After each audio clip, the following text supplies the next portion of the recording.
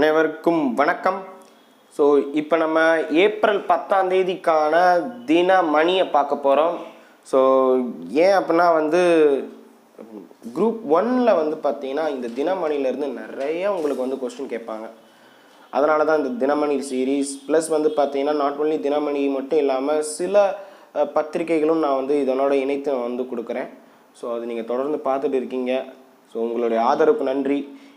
அதே சமயம் இப்போ தான் ஃபஸ்ட் டைம் நான் கற்பதேஸ் சேனலை பார்க்குறேன் அப்படின்னு இருந்தீங்கன்னா தயவு செய்து சப்ஸ்கிரைப் பட்டனை கிளிக் பண்ணுங்கள், பக்கத்தில் இருக்கிற பெல் ஐக்கானை கிளிக் பண்ணுங்கள். நிறைய பேர் பார்த்தீங்கன்னா நான் ஆல்ரெடி போட்ட வீடியோவே மறுபடியும் இந்த வீடியோ கொடுங்கன்னு கேட்குறீங்க. ஸோ ஆல்ரெடி போட்டாச்சு ஒரு சில வீடியோ, குறிப்பாக சர்டிஃபிகேட் அப்லோட் பற்றி, அதுக்கப்புறம் பார்த்தீங்கன்னா குறிப்பிட்டு இந்த தீன் தயாள் உபாத்யா, அதுக்கப்புறம் பார்த்தீங்கன்னா இந்த மாதிரி நிறையா பாலிட்டி, அதிக மதிப்பெண் பெறுவது எப்படி, இந்த மாதிரி நிறைய வீடியோஸ் நாங்கள் கொடுத்துருக்கோம். கிட்டத்தட்ட ஒரு கற்பதேஸ் சேனலில் 600க்கு மேற்பட்ட வீடியோஸ் இருக்குது.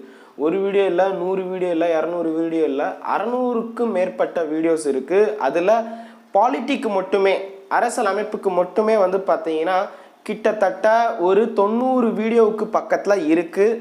ஸோ அதனால் தொடர்ந்து ஆதரவு கொடுங்க.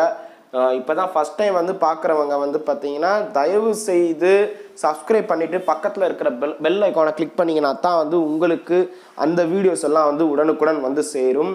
ஸோ ஏன் நோட்டிஃபிகேஷன் வர்றதில்லைன்னா பெல் ஐக்கானை கிளிக் பண்ணுறதில்ல, பெல் ஐக்கான் தயவு செய்து கிளிக் பண்ணுங்கள். சரி, இப்போ நம்ம கிளாஸ்க்குள்ளே போகலாம்.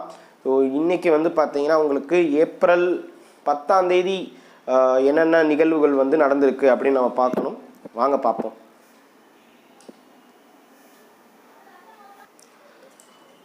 ஸோ எடுத்த உடனே பார்த்தீங்கன்னா உங்களுக்கு குரூப் 1 முதன்மை தேர்வுக்கான கட்டணம், இதை பற்றி நம்ம ஆல்ரெடி டிஸ்கஸ் பண்ணியாச்சு. குரூப் 1 முதன்மை தேர்வுக்கான கட்டணம் ரூபாய் 200 இருக்கும்.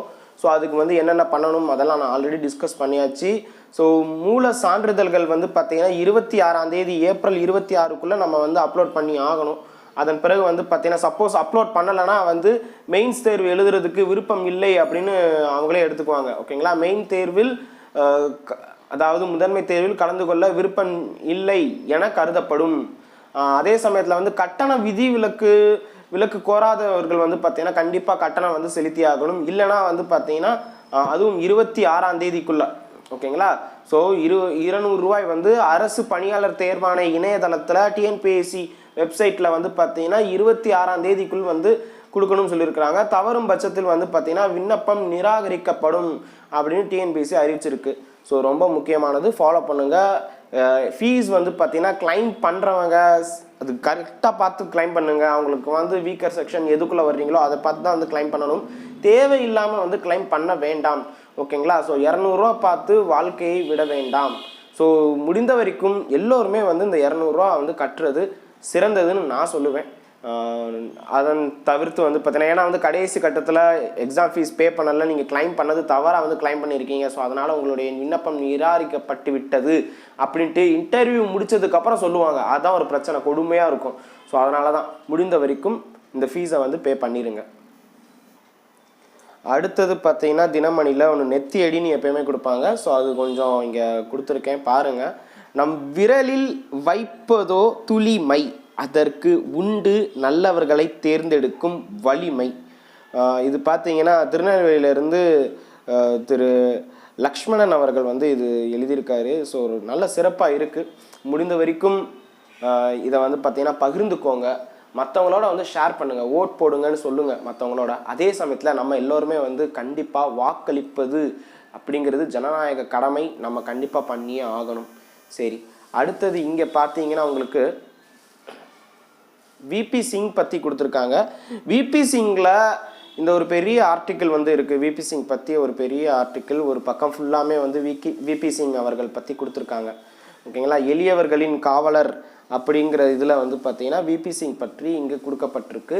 நமக்கு எக்ஸாம் ஓரியன்டாக என்ன வரும், குரூப் 2 நீங்கள் எழுதலாம். இல்லைனா குரூப் 1ல் ஏதாவது பிரதமர்கள் பற்றியோ அல்லது ஒரு சில தலைவர்கள் பற்றி உங்களுக்கு வரும்போது இந்த இதை நீங்கள் கோட் பண்ணலாம். குறிப்பாக பார்த்தீங்கன்னா விபி சிங் அவர்கள் மண்டல் கமிஷன் பரிந்துரை அமலில் வந்தது. அதன் பிறகு பார்த்தீங்கன்னா இவர் பார்த்தீங்கன்னா ஒரு கவிஞர் மற்றும் ஓவியரும் கூட. நல்லா பாருங்கள், விபி சிங் அவர்கள் சிறந்த நாடாளுமன்றவாதி மட்டுமின்றி சிறந்த கவிஞரும் ஓவியரும் ஆவார். உடல்நிலை வந்து பாதித்த ஓய்வில் இருக்கும்போது வந்து பார்த்தீங்கன்னா இவருக்கு வந்து கேன்சர் இருந்துச்சு, அது தெரிஞ்சுக்கோங்க. ஸோ கேன்சர் இருக்கும்போது இவருக்கு வந்து பார்த்தீங்கன்னா விபி சிங்கு புற்றுநோய் இருந்தது. ஸோ 1998 தான் வந்து கொஞ்சம் மீண்டு வந்தார். அதுக்கப்புறம் வந்து கடைசியாக வந்து அவர் இறந்துருக்காரு. ஸோ 2008 வந்து நவம்பர் 27 வந்து பார்த்தீங்கன்னா டெல்லியில் வந்து இவர் மறைந்திருப்பார். ஸோ அது வரைக்குமே வந்து பார்த்தீங்கன்னா ஓவியம் இதெல்லாம் வந்து பண்ணியிருக்காரு. இவருடைய கவிதைகளுடைய நூல் வந்து தமிழில் வந்து மொழிபெயர்க்கப்பட்டிருக்கு. ஸோ அதான் உங்களுக்கு கொஸ்டினாக வரும். ஸோ மேபி ஒரு துளி வானம் ஒரு துளி கடல், இந்த நூலை இது எழுதியது யார் அப்படின்னு ஒரு கொஸ்டின் கேட்கலாம். இது எழுதினது யாருன்னு கொஸ்டின் கேட்கலாம். ஸோ இது வந்து பார்த்தீங்கன்னா விபி சிங் அவர்கள் எழுதியிருக்காரு. தமிழில் மொழிபெயர்க்கப்பட்டிருக்கு. மொழிபெயர்ப்பாளர் பற்றி இங்கே கொடுக்கல, பட் இருந்தால் தெரிஞ்சுக்கோங்க. உங்களுக்கு தெரியும்னா கமெண்ட் பண்ணுங்கள். சரி, இதனுடைய அதில் இந்த வசூலாக இருக்கும்ல, இந்த நூலின் விற்பனை தொகை வந்து பார்த்தீங்கன்னா தமிழகத்தில் இருக்கிற நாகம்மையார் சிறுவர் விடுதிக்கு வந்து பார்த்தீங்கன்னா கொடுத்துருக்காரு. எவ்வளோ பெரிய ஆள் பார்த்துக்கோங்க. ஓகேங்களா. அதே சமயம் வந்து மண்டல் கமிஷன் பற்றி இங்கே இருக்குது, நீங்கள் பார்த்துக்கோங்க. இந்தியாவில் சமூக ரீதியாக வந்து பிற்படுத்தப்பட்ட மக்களுக்கு வந்து அவங்களுக்காக வந்து பார்த்தீங்கன்னா இந்த ரிசர்வேஷன், ஓகேங்களா. ஸோ இதற்காக வந்து பிற்படுத்தப்பட்ட சமூகங்களுக்கான ஆணையம் வந்து பார்த்தீங்கன்னா பாஜக ஆட்சியில் தான் வந்து, அதாவது குறிப்பாக வந்து பாஜகன்னு சொல்கிறத விட ஜனதா கட்சி ஆட்சியில் தான் வந்து பார்த்தீங்கன்னா கொண்டு வந்திருக்காங்க. ஸோ அதன் அடிப்படையில் வந்து இங்கே பாருங்கள், சரண் சிங் பிரதமராக இருந்தபோது 1979 வந்து பார்த்தீங்கன்னா இந்த மண்டலுடைய தலைமையில் வந்து பார்த்தீங்கன்னா இதை அமைச்சிருக்காங்க. மண்டல்னால் என்னென்னு கொஸ்டின் கேட்கலாம், பார்த்துக்கோங்க. மண்டல்னால் யாருன்னு கொஸ்டின் கேட்கலாம். ஓகே, ஸோ பிந்தேஸ்வரி பிரசாத் மண்டல் உடைய தலைமையில் வந்து பார்த்தீங்கன்னா நடந்திருக்கு. ஸோ இதன் அடிப்படையில் 1980 வந்து பார்த்தீங்கன்னா சமர்ப்பிக்கப்பட்டிருக்கு. ரிப்போர்ட் வந்து சப்மிட் பண்ணியிருக்கிறாங்க. வேலைவாய்ப்பில் வந்து ஓபிசிக்கு வந்து 27% வந்து கொடுக்கணும்னு சொல்லியிருந்தாங்க. இதுக்கப்புறம் வந்து பார்த்தீங்கன்னா உங்களுக்கு ஜனதா கட்சி ஆட்சிக்கு அப்புறம் வந்து இந்திரா காந்தி வந்தாங்க, அதுக்கப்புறம் ராஜீவ் காந்தி வந்தாங்க. 2 பேருமே வந்து இது அமல்படுத்தலை. ஓகேங்களா. ஸோ இதை வந்து அமல்படுத்தியது யார் அப்படின்னா வந்து துணிச்சலோட வந்து பார்த்தீங்கன்னா விபி சிங் அவர்கள் தான் வந்து இதை அமல்படுத்தியிருக்காரு. ஸோ இதுக்கு முன்னாடி யாருமே பண்ணாதது. 1990 ஆகஸ்ட் மாதம் 7 வந்து நாடாளுமன்றத்தில் அறிக்கை தாக்கல் செஞ்சுருக்காங்க. அறிவித்து தேசிய முன்னணி அரசு வந்து அறிவிச்சிருக்கு. ஸோ இது முக்கியமானது.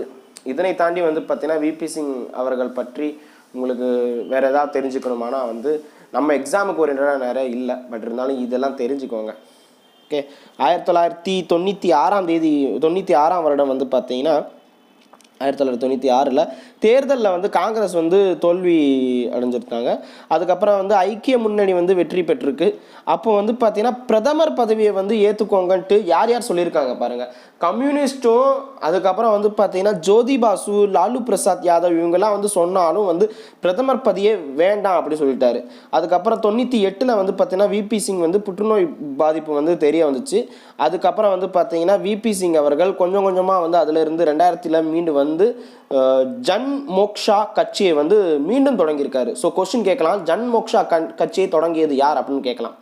ஓகேங்களா. ஸோ அதில் வந்து நடிகர் ராஜ் பப்ரை வந்து பார்த்தீங்கன்னா தலைவராக வந்து இவர் தான் வந்து நியமிச்சிருக்காரு. இவர் தொடங்கி இன்னொருத்தரை வந்து தலைவராக வச்சுருக்காரு. 77வது வயசில் வந்து இவர் வந்து இந்த மண்ணை விட்டு மறைந்து போயிருக்காரு. ஓகே, ஸோ அதனால் சமூக நீதிக்காகவும் சமரசமற்ற போராட்டத்துக்காகவும் என்னென்று நினைவு கூறப்படுபவர் யார் அப்படின்னா வந்து விபி சிங் அவர்கள்.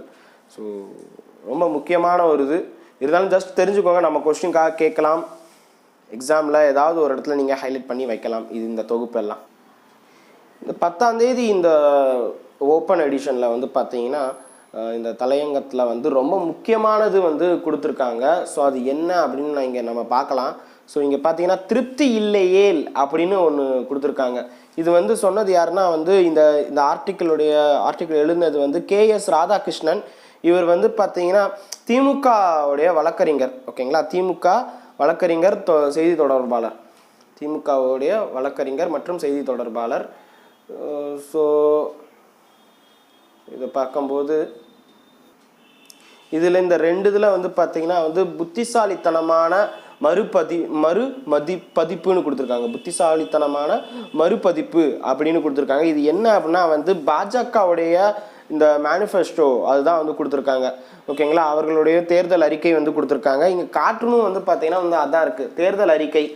இங்கே யாரோ ஒருத்தர் வந்து பார்க்குறாரு, அதுக்கு வந்து பார்த்தீங்கன்னா வந்து உட்காரு, தேர்தலுக்கு அப்புறம் மேலே பறக்கும் அப்படின்னு ஒரு நையாண்டித்தனமாக வந்து ஒன்று இருக்குது. ஸோ இந்த ரெண்டு இதில் வந்து எது ரொம்ப முக்கியம் அப்படின்னா வந்து இந்த திருப்தி இல்லையேல் அப்படின்னு கொடுத்துருக்காங்க. இந்த ஆர்டிக்கிள் எழுதினது யார் அப்படின்னா வந்து இந்த தொகுப்பு வந்து KS ராதாகிருஷ்ணன் அவர்கள். இவர் வந்து பார்த்தீங்கன்னா இந்த கட்டுரையாளர், வழக்குரைஞர், செய்தி தொடர்பாளர், திமுகவுடைய வழக்குரைஞர் மற்றும் செய்தி தொடர்பாளர். ஆனால் இது வந்து கட்சி சார்ந்து கிடையாது. இது முழுக்க நான் எல்லாமே வந்து ஹைலைட் பண்ணி வச்சுருப்பேன். ரொம்ப சிறப்பான ஒரு தகவலாக வந்து இருக்குது. ஓகேங்களா, ஸோ இதுதான் நான் இன்றைக்கி உங்களுக்கு சொல்ல போகிறேன். ஸோ அதையோட வந்து இதில் வந்து பார்த்தீங்கன்னா ஒன்றும் அவ்வளோவா முக்கியம் இல்லை. இந்த ரெண்டில் வந்து எது முக்கியம் அப்படின்னு பார்த்தா இதுதான் முக்கியம். சரி,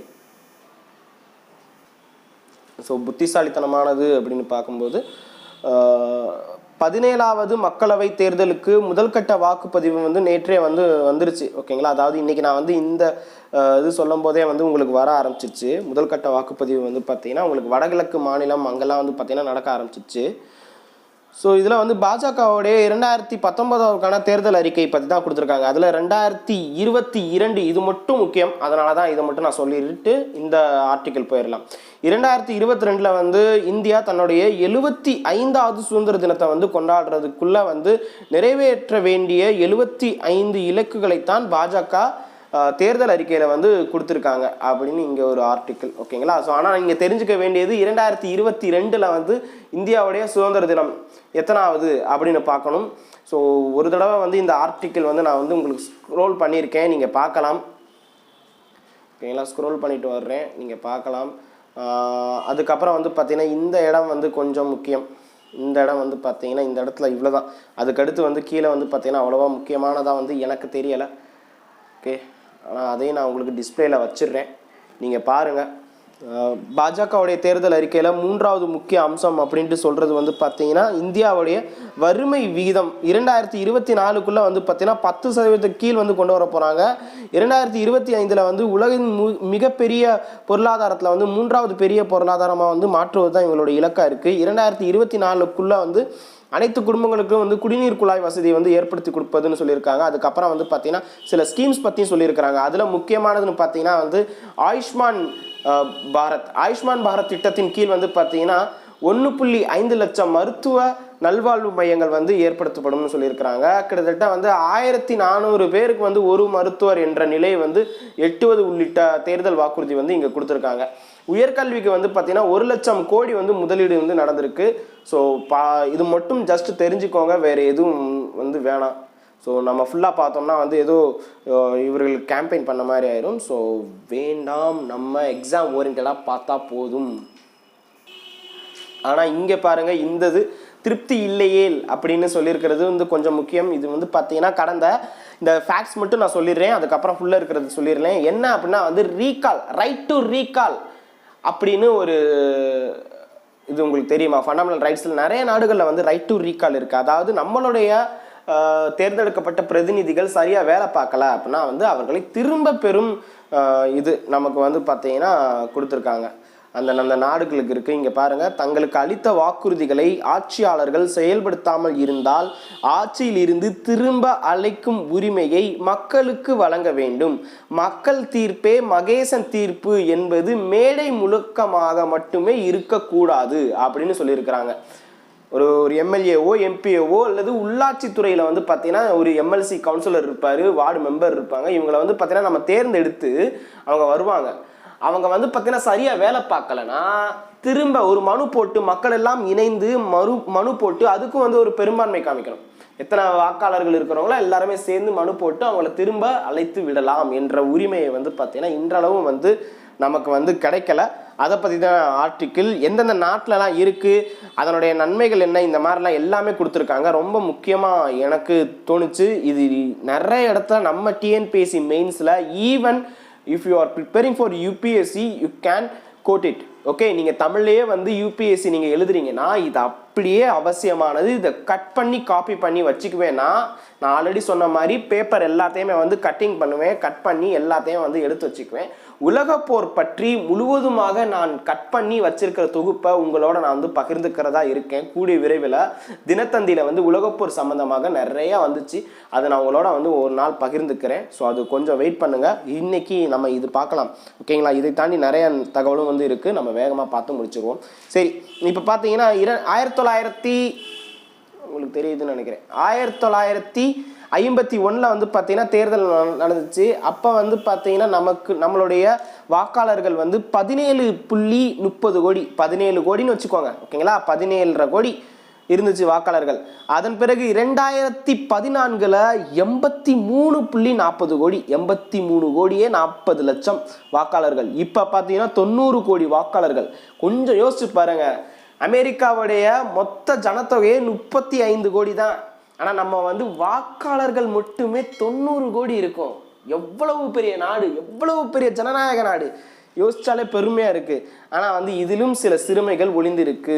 அது என்ன அப்படின்னு பார்க்கும்போது, இந்தியாவில் இந்த திரும்ப அழைக்கும் இதை வந்து பார்த்தீங்கன்னா இந்தியாவிலேயே வந்து முதலில் குரல் கொடுத்தவர் யார் அப்படின்னா 1944 எம்என் ராய் அவர்கள். நான் வந்து கான்ஸ்டிடியூஷன் கிளாஸ் உங்களுக்கு எடுக்கும்போது சொல்லியிருப்பேன், இந்தியாவுக்கே த ஐடியாலஜி ஆஃப் கான்ஸ்டிடியூஷன் கொடுத்தது யார் அப்படின்னா வந்து திரு எம்என் ராய் அவர்கள். ஸோ அவர் தான் வந்து இந்த திரும்ப அழைக்கும் உரிமையும் வந்து வேணும்னு சொல்லியிருக்கிறாங்க. 1974 வந்து பார்த்தீங்கன்னா லோக்நாயக் ஜெயபிரகாஷ் நாராயணன் வந்து பார்த்தீங்கன்னா இவர் வந்து மக்கள் விரும்பாத மக்கள் பிரதிநிதிகளை ஒதுக்கி வைப்பது நல்லது அப்படின்னு வந்து ஜேம்ஸ் மில் சொல்லியிருக்காருன்னு கோட் பண்ணியிருக்காரு, ஓகேங்களா? ஸோ உங்களுக்கு அப்படியே இது வந்து சொல்லலாம், ஓகே? ஸோ ரெண்டு பேருமே வந்து எம்என் ராய் 1944 மற்றும் 74 வந்து ஜெயபிரகாஷ் நாராயணன் சொல்லியிருக்காரு. அதுக்கப்புறம் வந்து மக்கள் விரும்பாத மக்கள் பிரதிநிதிகளை ஒதுக்கி வைப்பது நல்லது என்றார் ஜேம்ஸ் மில். இந்த வாசகத்தை அப்படியே நீங்கள் வந்து கோட் பண்ணி வச்சுக்கலாம், ஓகேங்களா? அப்படியே நீங்கள் எழுதி வச்சுக்கோங்க. எது எங்கேயாவது ரெலவெண்ட்டாக தேவைப்படும் போது நீங்கள் எழுதலாம். அதன் பிறகு பார்த்தீங்கன்னா வந்து இங்கே பாருங்கள், தற்போது எந்தெந்த நாடு அப்படின்னு நீங்கள் உங்களுக்கு கொடுத்துருக்காங்க. தற்போது Switzerland, Australia, New Zealand, Philippines, Taiwan, Ukraine, Venezuela, Botswana, Tanzania, Namibia, தென் வந்து Malawi, Zimbabwe, Uganda, Guyana, Canada, இந்த நாட்டிலெல்லாம் பார்த்தீங்கன்னா சட்டப்பேரவையிலையும் அதே சமயத்தில் அமெரிக்காவில் குறிப்பிட்ட மாகாணம் ப்ராவின்ஸில் வந்து பார்த்தீங்கன்னா அலாஸ்கா, ஜார்ஜியா, அதுக்கடுத்து கன்சாஸ், மின்னசோட்டா, தென் வந்து பார்த்தீங்கன்னா மொன்டானா ரோட் தீவு, மொன்டானா ரோட் ஐலாண்ட், அதுக்கப்புறம் வாஷிங்டன் டிசி, இங்கெல்லாம் வந்து பார்த்தீங்கன்னா உள்ளாட்சி அமைப்புகளில் வந்து பார்த்தீங்கன்னா திரும்ப பெறும் உரிமை வந்து திரும்ப அழைக்கும் உரிமை வந்து வாக்காளர்களுக்கு வந்து இருக்குது. ஸோ எத்தனை இடம்னு பார்த்துக்கோங்க. எல்லாமே பெரிய பெரிய நாடு, சின்ன நாடெல்லாம் கிடையாது, ஓகேங்களா? அந்த ஆப்பிரிக்காவில் இருக்கக்கூடிய நாடுகளில் கூட வந்து பார்த்தீங்கன்னா இது இருக்குது. அதுக்கப்புறம் வந்து பார்த்தீங்கன்னா 1903 வந்து அமெரிக்காவில் வந்து பார்த்தீங்கன்னா லாஸ் ஏஞ்சல்ஸில் வந்து இது வந்து கடைபிடிக்கப்பட்டிருக்கு. இந்த திரும்ப அழைக்கும் உரிமை வந்து கடைபிடிக்கப்பட்டிருக்கு. இந்தியாவில்னு பார்க்கும்போது இந்த லைன் வந்து ரொம்ப முக்கியம். இந்தியாவில்னு பார்க்கும்போது மத்திய பிரதேசம், சத்தீஸ்கர் போன்ற மாநிலங்களில் வந்து பார்த்தீங்கன்னா உள்ளாட்சி பிரதிநிதிகளை திரும்ப அழைக்கும் உரிமைக்காக 10 ஆண்டுகளுக்கு முன்பே இந்த சட்டம் வந்து திருத்தப்பட்டுச்சு. ஆனால் வந்து இப்பயும் நடைமுறைக்கு இருக்கானா இல்லை. குஜராத் மாநிலத்தில் வந்து பார்த்தீங்கன்னா இது வந்து பரிசீலனை வந்து இருக்குது, திரும்ப அழைக்கணும் அப்படின்ட்டு. அதே சமயத்தில் வந்து பார்த்தீங்கன்னா திரும்ப அழைக்கும் முறையை வந்து வலியுறுத்தி தனிநபர் மசோதாவை வந்து நாடாளுமன்றத்தில் தாக்கல் செஞ்சவர் யார் அப்படின்னா வந்து வருண் காந்தி அவர்கள். பிரிட்டனில் நம்ம வந்து முக்காவாசி கான்ஸ்டிடியூஷன் எங்கேருந்து எடுத்திருக்கோம்? பிரிட்டன் தான். 1935 தான் வந்து இந்தியன் கான்ஸ்டிடியூஷனுடைய ப்ளூ பிரிண்ட். பிரிட்டன் பாராளுமன்றத்திலிருந்து பாராளுமன்ற முறை இந்த மாதிரி நிறைய நம்ம வந்து எடுத்திருக்கோம் பிரிட்டனோடதுலேருந்து. அவங்களும் வந்து பார்த்தீங்கன்னா இந்த திரும்ப அழைக்கும் உரிமை வந்து பார்த்தீங்கன்னா பேசிக்கிட்டு வர்றாங்க. பேசிக்கிட்டு தவறு செய்யும் பிரதிநிதிகளை வந்து பார்த்தீங்கன்னா திரும்ப அழைக்கும் மசோதாவை வந்து அந்நாட்டு நாடாளுமன்றத்தில் முயற்சி தொடர்ந்து நடைபெற்று வருதுன்னு கொடுத்துருக்காங்க. அடுத்து பாருங்க, வாக்களித்த மக்களுக்கு வழங்க வேண்டும் அப்படின்னு கிட்டத்தட்ட பார்த்தீங்கன்னா வந்து என்னென்னலாம் வந்து தீர்மானங்கள் எல்லாம் நிறைவேற்றி இருக்காங்களோ இல்லைனா வந்து நல்லா தேர்தல் அறிக்கையில் இதெல்லாம் இருக்குது அப்படின்னு சொல்லியிருக்காங்களோ அதெல்லாம் வந்து கிட்டத்தட்ட 50 ஆண்டுகளுக்கு முன்பே வந்து பார்த்தீங்கன்னா இந்த திரும்ப அழைக்கும் உரிமை வந்து கொண்டு வரணும் அப்படின்ட்டு யார் சொல்லியிருக்காருன்னா வந்து ஐநாவுடைய பொது செயலாளரான அப்போ இருந்த பொது செயலாளரான ஜெனரல் செக்ரட்டரின்னு சொல்லுவாங்க. ஸோ இருந்த மியான்மரை சேர்ந்த உத்தாண்ட் வந்து வலியுறுத்திருக்காரு திரும்ப அழைக்கணும். ஏன்னா வந்து அட்லீஸ்ட் ஒரு வாக்குறுதி கொடுத்துருக்காங்கன்னா 50% ஆவது நிறைவேற்றணும் அப்படின்னு சொல்லியிருப்பாங்க. ஸோ அந்த பெர்சன்டேஜ் சொல்லியிருப்பாங்க. 80% வந்து வரைக்கும் நிறைவேற்றினா அவங்க வந்து நல்லாட்சி கொடுத்துட்டு இருக்காங்கன்னு அர்த்தம். இல்லைனா வந்து அவ்வளோதான் அப்படின்னும் இவர் சொல்லியிருப்பார். ஓகேங்களா, இந்த ஆர்டிக்கிளில் வந்திருக்கும். ஸோ அடுத்தது பார்த்தீங்க அப்படின்னா வந்து இந்த இதில் வந்து ரொம்ப முக்கியமானதுன்னு பார்க்கும்போது இங்கே பாருங்கள், இதுதான் இங்கிலீஷில் கொடுத்துருக்காங்க. இங்கே தான் ரைட் டு ரீகால் ஆர்டிஆர்னு சொல்லுவாங்க. இந்தியாவில் இல்லை, மக்களுக்கு வழங்க வேண்டும். மக்களின் தீர்ப்பே மகேசன் தீர்ப்பு என்பது வெறுமன மேடை முழக்கமாக இருக்கக்கூடாது. நம்ம இங்கே பார்த்தது தான் வந்து இங்கே வந்து இருக்குது. ஓகே, ஸோ இந்த உரிமை வந்து பார்த்தீங்கன்னா எந்தெந்த நாட்டில் இருக்குன்னு நம்ம கொஞ்சம் நேரத்துக்கு முன்னாடி பார்த்தோம். ஓகே, ஸோ அதன் அடுத்து வந்து பார்க்கும்போது எந்த பகுதி முக்கியம் அண்டர்லைன் பண்ணியிருக்கேன், எது முக்கியம் அப்படின்னு பார்த்துக்கோங்க. ஸோ இதில் வந்து ஜனநாயக விதிமுறைகளுக்கு மாறாக தான் தோன்றித்தனமாக நான் நினைச்சதெல்லாம் அப்படியே நடத்தி போயிடுவேன் அப்படின்ட்டு தான் தோன்றித்தனமாக இந்த வார்த்தை இந்த மாதிரியான வார்த்தைகள் இந்த தான் தோன்றித்தனமான இந்த வார்த்தையெல்லாம் வந்து தினமணியில் மட்டும் தான் பார்க்க முடியும். வேற செய்தி தாளில் வந்து பார்த்தீங்கன்னா இதெல்லாம் பார்க்க முடியாது. ஸோ அதனால தான் தினமணி எடுத்த உடனே படிக்கிறது கொஞ்சம் கஷ்டம்தான். ஓகேங்களா, தான் தோன்றித்தனமான ஆள முயற்சிப்பவர்களுக்கு திரும்ப அழைக்கும் முறை வந்து பார்த்தீங்கன்னா ஒரு தடையாக இருக்கும்னு சொல்லியிருக்கிறாங்க. ஆமாம், அவங்க சரியாக வேலை பார்க்கலன்னா வந்து நம்ம திரும்ப எடுத்துக்கலாம். கரெக்டு தானேங்க. நம்ம சொல்கிறதெல்லாம் வந்து கேட்கறதுக்காகத்தான் வந்து நம்ம அவங்கள வந்து செலக்ட் பண்ணுறோம். ஓட்டிங் பண்ணி நம்ம வந்து அவங்கள தேர்ந்தெடுக்கிறோம். ஒரு வேலைக்காரன் இருக்கான் வீட்டில், இல்லைன்னா வந்து வீட்டிலேயே வந்து ஒரு பெரிய வந்து ஒரு உறுப்பினர் இருக்காரு, திடீர்னு வந்து சரியாக வேலை பார்க்கல, என்ன பண்ணுவோம்? நல்லா வேலை பார்க்குறவங்களுக்கு அந்த வேலையை கொடுத்துருவோம், நீ பாருப்பா அப்படின்ட்டு. அதே மாதிரி தான் ஓகேங்களா, நம்ம வீட்டில் ஒரு டிரைவர் இருக்காரு, டிரைவர் வந்து பார்த்தீங்கன்னா நல்லா ஓட்ட தெரியல, அடிக்கடி ஆக்சிடென்ட் நடக்குதுன்னா உயிர் பிரச்சனை, அதனால் வந்து பார்த்தீங்கன்னா வேற ஒரு டிரைவரை கூட்டிட்டு வரும். அந்த மாதிரி தான் அரசு எந்திரம் சரியாக நடக்கணும், அரசு கவர்னன்ஸ் வந்து சரியாக கொடுக்கணும்னா வந்து இந்த சரியான அரசியல்வாதிகளை நம்ம தேர்ந்தெடுக்கணும். தேர்ந்தெடுக்காத பட்சத்தில் சரியானவங்க நம்பி நம்ம தேர்ந்தெடுக்கும் பட்சத்தில் அவங்க வந்து சரியாக வேலை பார்க்கல, நம்ம என்ன பண்ண அவங்களை திரும்ப அழைக்க வேண்டியதுதான். ஸோ சோவியத் அரசியல் சட்டத்தில் வந்து பார்த்தீங்கன்னா இது ரொம்ப முக்கியம், எழுதிக்கோங்க. சோவியத் அரசியல் சட்டத்தில் வந்து 1936 வந்து பார்த்தீங்கன்னா உங்களுக்கு அரசியல் சாசன பிரிவு 1106 இந்த கொள்கைகள் வந்து பார்த்தீங்கன்னா தெளிவாக வந்து கூறப்பட்டிருக்கு.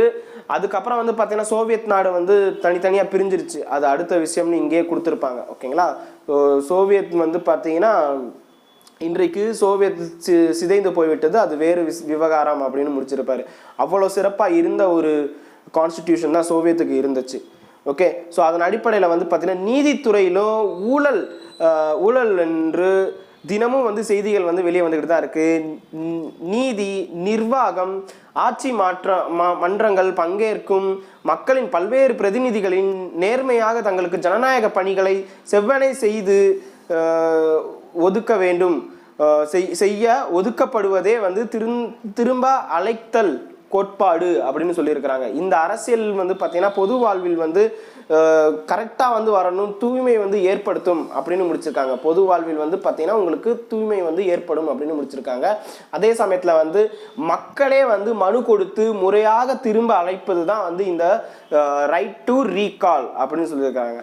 ஓகேங்களா, ஸோ இதில் வந்து பார்த்தீங்கன்னா ஒரு குறிப்பிட்ட இது கொடுத்துருக்காங்க, அது பாருங்கள். இந்த நிலையில் வந்து 1970 காலகட்டங்களில் வந்து பலரையும் கவர்ந்த ஒரு புது கவிதை வந்து ஒன்று இருக்குது.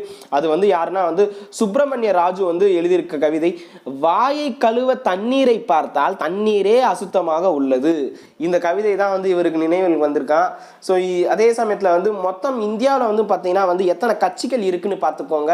2301 கட்சிகள் இருக்குது அப்படின்னு தேர்தல் ஆணையம் வந்து ஒரு கணக்கு சொல்லியிருக்கிறாங்க. அதன் அடிப்படையில் பார்க்கும்போது இத்தனை கட்சிக்குமே வந்து உங்களுக்கு அந்த சின்னம் ஒதுக்க முடியுமானா வந்து ரொம்ப கஷ்டம். கிட்டத்தட்ட வந்து பார்த்தீங்கன்னா மொத்தம் 86 சின்னங்கள் வந்து சுயேட்சை வேட்பாளர்களுக்கு வந்து பார்த்தீங்கன்னா ஒதுக்க முடியும்னு சொல்லியிருக்கிறாங்க. அதுக்கப்புறம் வந்து பார்த்தீங்கன்னா அவ்வளோதான், வேற எதுவும் முக்கியமாக இல்லை. தேர்தலில் வந்து பார்த்தீங்கன்னா எவரும் போட்டியிடலாம், இது ரொம்ப முக்கியம். நான் வந்து என்னுடைய ஸ்டேட்டஸாகவே வந்து போட்டிருக்கேன். ஏன்னா வந்து மக்களால் தேர்ந்தெடுக்கப்பட்டு வருபவர்கள் உண்மையிலே நியாயமாக தான் வர்றாங்க அப்படின்ட்டு சொல்ல முடியாதுன்ட்டு ஒரு மிகப்பெரிய கேள்விக்குறியோட வந்து இங்கே முடிஞ்சிருக்கு பாருங்க. தேர்தலில் எவரும் போட்டியிடலாம் என்ற நிலைப்பாடு உள்ளது. மக்கள் தீர்ப்பே மகேசன் தீர்ப்பு என்பதில் தவறான புரிதலுடன் வாக்காளர்கள் தீர்ப்பளிப்பதால் மக்கள்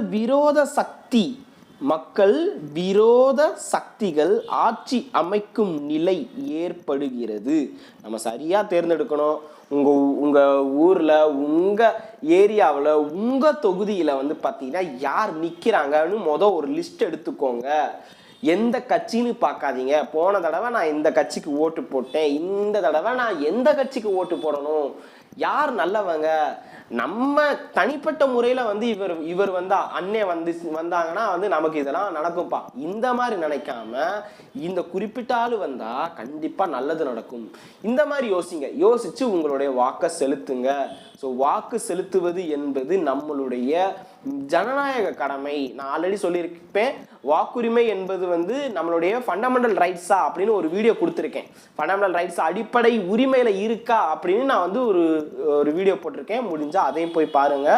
டிஸ்கிரிப்ஷனில் நான் அதை பற்றி நான் கொடுத்துருக்கேன். ஏன்னா வந்து நம்ம தெரிஞ்சுக்கணும், it's a legal rights. Okay, so legal ரைட்ஸே தானே தவிர்த்து it's not a fundamental rights. அடுத்தது பார்த்தீங்கன்னா உங்களுக்கு இந்த தேசிய காவலர் நினைவிடத்தில் வந்து பார்த்தீங்கன்னா மரியாதை வந்து செலுத்தினார் குடியரசுத் தலைவர். ஃபர்ஸ்ட் டைம் வந்து செலுத்தியிருக்காரு. ஓகேங்களா. ஸோ இந்த இடத்துக்கு குடியரசுத் தலைவர் வருகை தருவது இதுவே முதல் முறையாகும்னு சொல்லியிருக்காரு. ஸோ இப்போ பார்த்தீங்கன்னா சிஆர்பிஎஃப் அப்படின்னு சொல்லும்போது கடந்த 1965ஆம் ஆண்டு 150 வீரர்கள் மட்டுமே கொண்டு தான் வந்து இந்த சிஆர்பிஎஃப் படை வந்து உருவாக்கப்பட்டிருக்கு. ஸோ இது வந்து மினிஸ்ட்ரி ஆஃப் ஹோம் மினிஸ்டர் கீழே வந்து இருக்கு. ஓகேங்களா. மினிஸ்ட்ரி ஆஃப் ஹோம் அஃபேர்ஸ் கீழே இருக்கு. டிஃபென்ஸ் கிடையாது, டிஃபென்ஸ் மினிஸ்ட்ரி கீழே இல்லை. ஞாபகத்தில் வச்சுக்கோங்க. சிஆர்பிஎஃப், பிஎஸ்எஃப் அதே மாதிரி தான். ஸோ ஏப்ரலில் வந்து பார்த்தீங்கன்னா 9ஆம் தேதி இந்த வீரர்கள் தினம் அப்படின்னு அனுசரிக்கப்படுது. ஸோ கொஸ்டின் டேட் வச்சு ஏதாவது கொஸ்டின் வந்துச்சுன்னா ஓகேங்களா.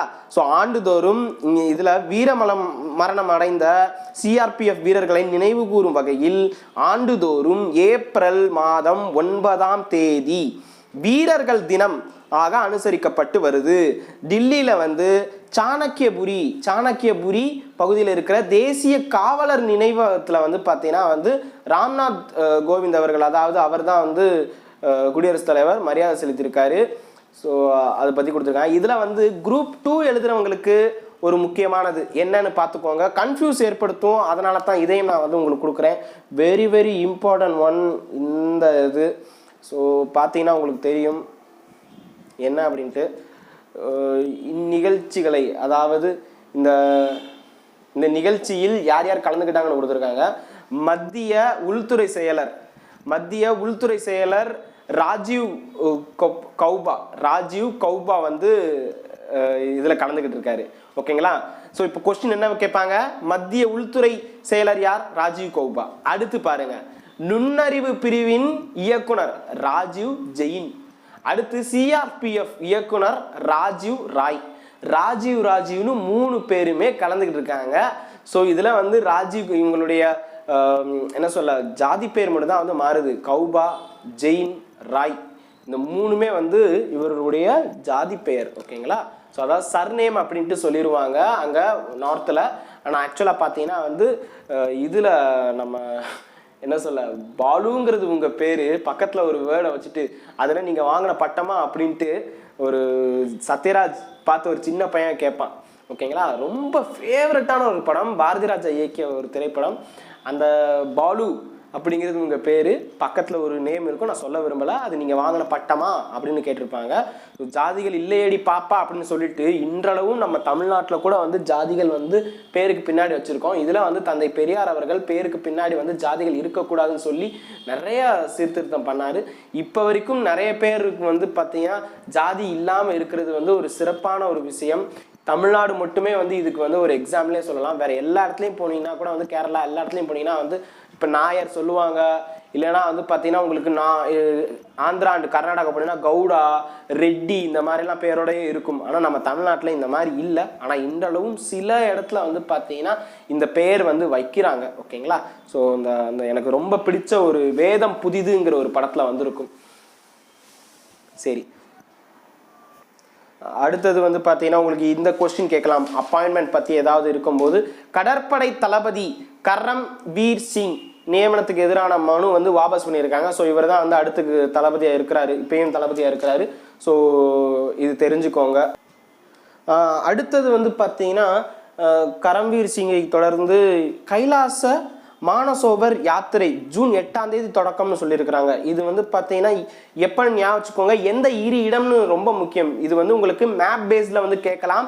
இது சம்மந்தமாக வந்து புவியியல் ஜியாகிரஃபி மேப் பேஸ்டு ஒரு வீடியோ வந்து உங்களுக்காக காத்திருக்கு. குரூப் 1 படிக்கிறவங்களுக்கு geography map based full map வச்சு மேப் சம்மந்தமாக வந்து என்னென்ன இருக்கோ எல்லாமே நான் உங்களுக்கு வந்து நடத்துகிறேன். ஸோ மேப் பேஸ்டு இருக்கும், தவறாமல் வந்து பார்த்தீங்கன்னா நீங்கள் கலந்துக்கோங்க. மேப் பேஸ்டு ஒரு வீடியோ வந்து உங்களுக்காக இருக்குது. தொடர்ந்து சப்ஸ்கிரைப் பண்ணி இருந்தால் தான் உங்களுக்கு வரும். ஸோ அதனால் நான் மறுபடியும் சொல்கிறேன், சப்ஸ்கிரைபர் இன்க்ரீஸ் பண்ணுறதுக்காகவோ இல்லைனா வந்து அதுக்காகலாம் கண்டிப்பாக கற்பதேஸ் கிடையாது. ஏன்னா வந்து ரொம்ப சிம்பிளாகவே வந்து வீடியோ போட்டு வெறும் பார்த்தீங்கன்னா வந்து நான் வந்து நியூஸ் பேப்பர் எப்படி நகட்டி வச்சு இங்கே உங்களுக்கு கிளாஸ் எடுக்கிறேனோ அதே மாதிரி வெறும் வெற்று தாளில் காகிதத்தில் வந்து A4ல் வந்து ஒரு சில தகவல்களை எழுதி அவங்க மட்டுமே வந்து பார்த்தீங்கன்னா ஒப்பிக்கிற மாதிரி இருக்கும். ஸோ அப்படி காமிச்சே வந்து பார்த்தீங்கன்னா கிட்டத்தட்ட 3 லட்சம் சப்ஸ்கிரைபர்லாம் வந்து ஒரு சில சேனல் இருக்குது. நான் அவங்களெல்லாம் ஒப்பிடலை. ஸோ சப்ஸ்கிரைபர் கூடுறாங்களோ இல்லையோ, இதில் வந்து பார்த்தீங்கன்னா ஒரு 10 பேர் வந்து நம்ம சேனலால் லஞ்சம் இல்லாமல் எந்த விதமான குறியீடும் தடுப்புகளும் இல்லாமல் நேர்மையான முறையில் வந்து பார்த்தீங்கன்னா ஒரு அதிகாரியாக வந்து அவர்களும் நேர்மையான வாழ்க்கையை வந்து உள்நடத்தி செல்லணும், மக்களுக்கு வந்து பார்த்தீங்கன்னா சேவை பண்ணணும் அப்படிங்கிறதுக்காக தான் வந்து இந்த சேனல். ஸோ அதனால் உங்களுக்கு அடுத்தடுத்த வீடியோஸ் வர வேண்டும் என்றால் சப்ஸ்கிரைப் பண்ணி பக்கத்தில் இருக்கிற பெல் ஐக்கானை கிளிக் பண்ணுங்கள். ஸோ அப்போ தான் வந்து அந்த வீடியோஸ் எல்லாம் உங்களுக்கு வரும்.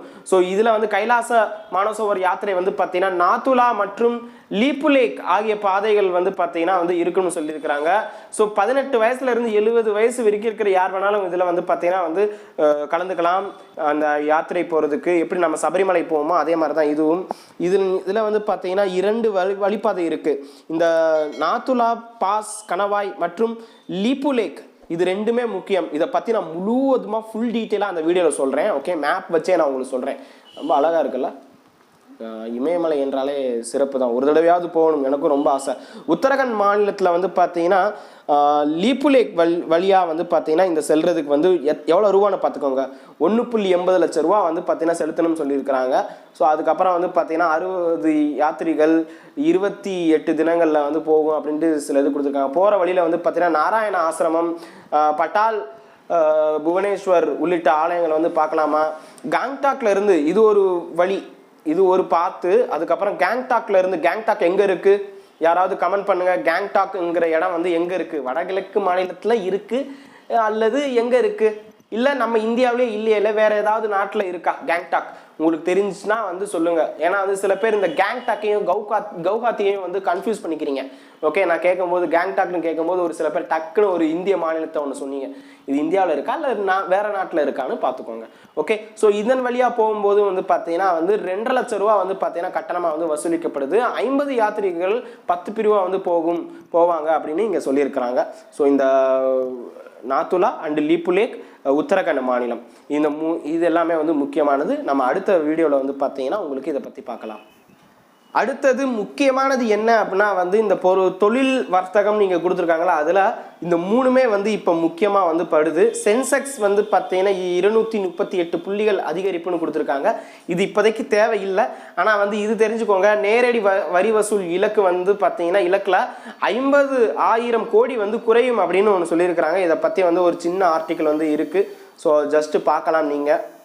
ஓகே, ஸோ ஒரு தடவை படிங்க. வேறு எந்த தகவலும் புதுசாக இல்லை இதில். அதாவது வந்து இவ்வளோ ரூபான்னு நிர்ணயிக்கப்பட்டிருந்துச்சு. அதாவது 11.5 லட்சமாக வந்து பட்ஜெட்டில் வந்து பார்த்தீங்கன்னா இலக்கு நிர்ணயிக்கப்பட்டு இருந்துச்சு. அதுக்கப்புறம் வந்து பார்த்தீங்கன்னா இல்லை ரொம்ப போகும் போல இருக்குது அப்படின்ட்டு 12 லட்சமாக வந்து அதிகரிக்கப்பட்டுச்சு. ஆனால் வந்து பார்த்தீங்கன்னா மறுபடியும் அதே அளவில் தான் இருக்குது. ஸோ 50,000 கோடி வந்து பார்த்தீங்கன்னா குறையும் அப்படின்னு எதிர்பார்க்கப்படுதுன்னு சொல்லியிருக்கிறாங்க. அடுத்து வந்து பார்த்தீங்கன்னா நம்மளுடைய போன கிளாஸ்லேயே நம்ம பார்த்தோம் சேம் இதில் வந்து பார்த்தீங்கன்னா வேர்ல்டு பேங்க் அண்டு இதுங்கெல்லாம் வந்து நம்மளுடைய பொருளாதாரம் சம்மந்தமாக வந்து ஒரு சில அறிக்கை வந்து ரிலீஸ் பண்ணியிருந்தாங்க. அதே மாதிரி வந்து பார்த்தீங்கன்னா இப்போ வந்து ஐஎம்எஃப் சம்மந்தமாக வந்து உங்களுக்கு கொடுத்துருக்காங்க. ஐஎம்எஃப் வந்து பார்த்தீங்கன்னா இன்டர்நேஷ்னல் மானிட்டரி ஃபண்ட் வந்து பார்த்தீங்கன்னா உங்களுக்கு அதாவது தமிழில் வந்து என்ன சொல்லுவாங்கன்னா ஐஎம்எஃப் சர்வதேச நிதியம் சொல்லுவாங்க. இவர்கள் வந்து பார்த்தீங்கன்னா நடப்பு ஆண்டில் வந்து நம்மளுடைய இந்தியாவுடைய பொருளாதாரம் வந்து வளர்ச்சி எவ்வளோ இருக்குன்னு கொடுத்துருக்காங்கன்னா 7.3 வந்து இருக்கும், 7.3% இருக்குன்னு சொல்லியிருக்கிறாங்க. 2020 வந்து பார்த்தீங்கன்னா 7.5 வந்து வரும்னு சொல்லியிருக்கிறாங்க. இதே லெவலில் வந்து பார்த்தீங்கன்னா வந்து 2018 வந்து 7.1% வந்து இருந்துச்சு. அப்போ வந்து அதாவது 2018 அப்போ வந்து பார்த்தீங்கன்னா சீனாவுடைய பொருளாதாரம் வந்து பார்த்தீங்கன்னா 6.6ஆகவும் 2019 6.3ஆகவும் 2020 6.1ஆகவும் வந்து அப்படியே குறையுது. பார்த்தீங்களா, சீனா வந்து குறைஞ்சிக்கிட்டு வருது, இந்தியா வந்து இன்க்ரீஸ் ஆகிட்டே போகுது. ஓகே, ஸோ இந்திய பொருளாதாரம் வந்து வளர்ச்சி வந்து 2019 வந்து 7.3ஆகவும் 2020 7.5 வந்து தொடர்ந்து அதிகரிச்சுட்டு வருது.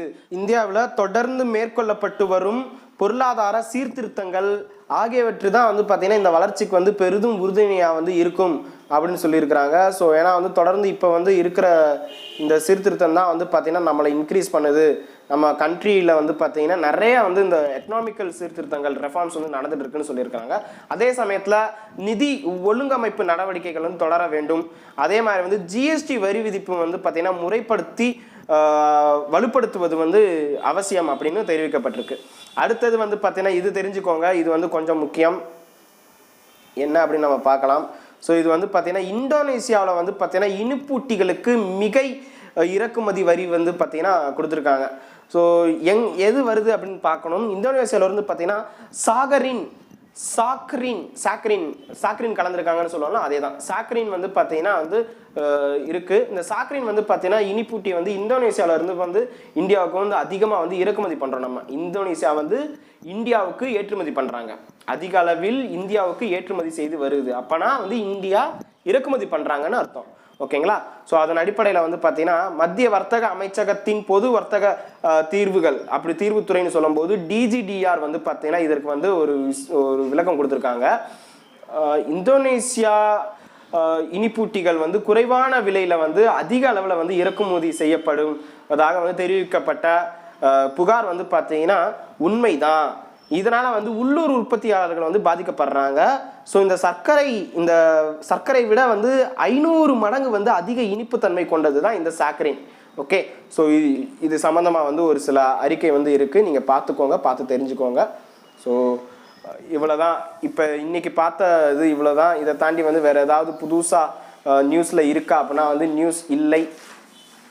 வேறு ஏதாவது இருக்கா அப்படின்னா வந்து வேறு எதுவுமே இல்லை. தேர்தல் பிரச்சாரம், தேர்தல் சம்மந்தமாக ரஜினி விளக்கம் இதுதான் கொடுத்துருக்காங்க, தவிர்த்து வேறு எதுவும் இல்லை. ஸோ கண்டிப்பாக உங்களுக்கு திருப்தி அளிச்சிருக்கும்னு நினைக்கிறேன். ஸோ தொடர்ந்து வந்து சப்போர்ட் பண்ணுங்கள். டெய்லி நியூஸ் பேப்பர் வாங்கி நியூஸ் பேப்பரில் இருக்கிறத நம்ம எக்ஸாமுக்கு எப்படியெல்லாம் வந்து யூஸ் ஆகுமோ அதுதான் நான் கொடுக்குறேன். நன்றி, வணக்கம். நாளை நமதே தொடர்ந்து ஆதரவு அளியுங்கள். கற்பது IAS, கற்பிப்பது நாங்கள் அல்ல, நம் தமிழ் மொழி.